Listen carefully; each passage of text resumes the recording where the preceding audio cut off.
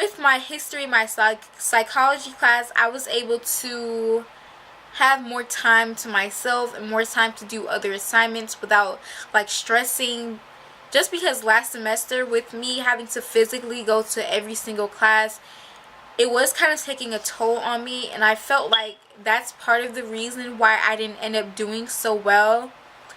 Just because I was getting way too overwhelmed and way too stressed out. So I do recommend, if you can, or if you just want to try it out, that you take an online course, at least one class, just to try it out, and you don't have to do it again if you feel like it's too much.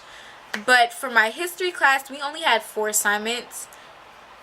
Actually, was it 4?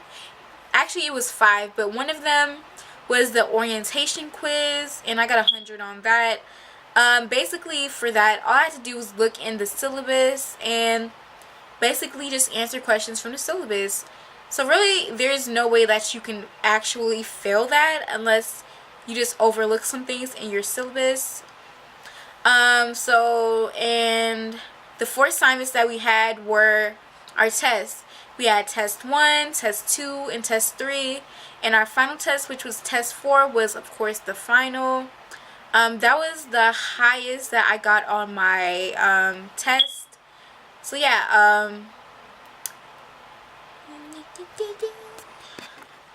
honestly, when I first entered the course and I saw that we only had about 4 assignments, that kind of worried me. I mean, at first I was like, oh my gosh, yay, 4 assignments, but then it kind of worried me because I was like, oh my gosh, what if I like fail all of them? Then I'm just gonna fail the class and just mess up my GPA even more than it already is. But I ended up making a B in that class. For my midterm, I did have an A, but I did kind of mess up on one of the tests. I got like a 76, I believe, or 74. So yeah, so I ended up with a high B in the class. I wish it was an A, but a B is better than nothing. It's better than an F or a D or a 0. So yeah. Now my last class, which was also an online course, was my psychology class. I stated a little bit in the video, a little bit before in the video, that I did take 2 college classes in the summer of 2016, and one of those classes was psychology, but I did have to take a second course pertaining to psychology just because I'm a nursing major, and that's a required prerequisite course that I need in order to attempt to get into the nursing program. So that class actually had a lot of work. I was thinking it was gonna be like my other class with only like 4 assignments, but we actually had a lot. We used this thing called yeah, I don't remember. I'm gonna try to leave it. I'm gonna try to like put it somewhere in the video what it was called.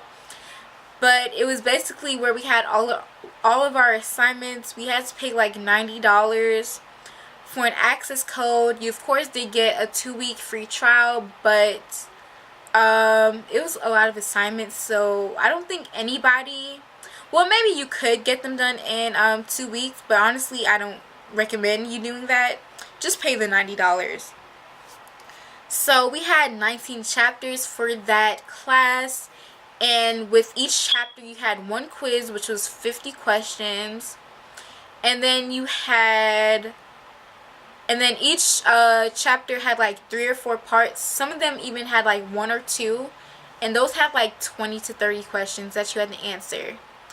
And it had like a little countdown thing to where you would be able to get like 300 or even 600 points. Then you can stop answering questions and move on to your quiz. And for our test, they were also 50 questions each. So yeah, 19 quizzes and 19 chapters. So, and they were 50 questions each.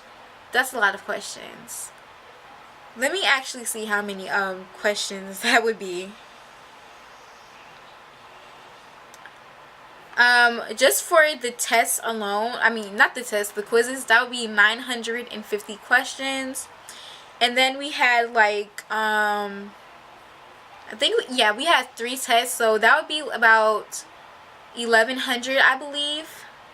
950 plus, oops, 950 plus 150.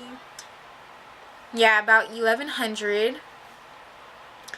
I actually had a C on my midterm, just the same as I had in my English class, but I didn't end up with a B, just because I did work harder.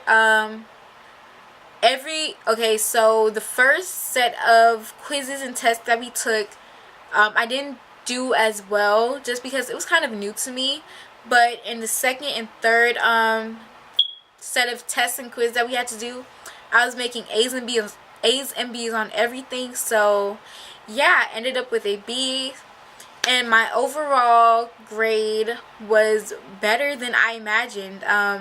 Me having a C in that class at first, honestly, that kind of made me feel upset like it did for my English class, but I ended up succeeding, so yeah. Overall, my second semester was very, turned out way better than my first semester. Stress level wise, grade wise, just everything, it was just way better.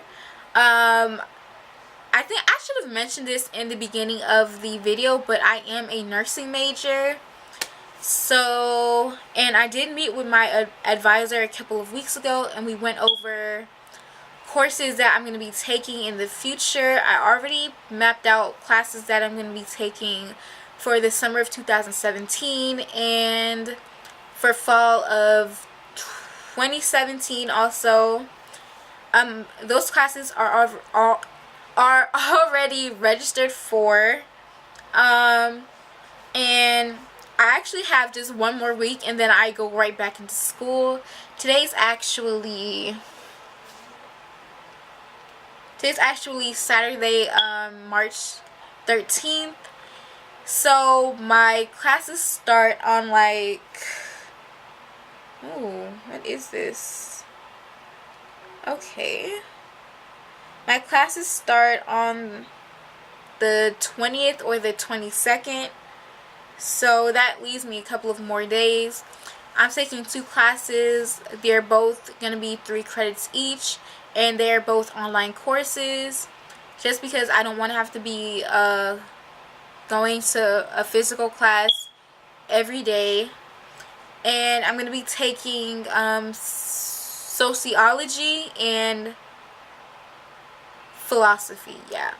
And one of those classes, I did have that professor before, and I made a great grade in his class, so hopefully I end up with that same grade.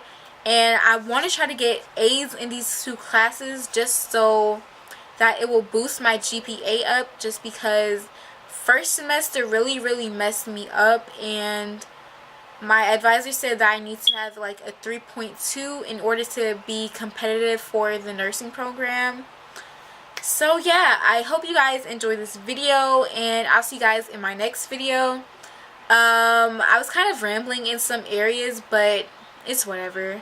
And I hope that you guys enjoyed my honesty and all of that, just because not everyone's gonna have the best grades, and I just want to be real and realistic. So yeah, bye.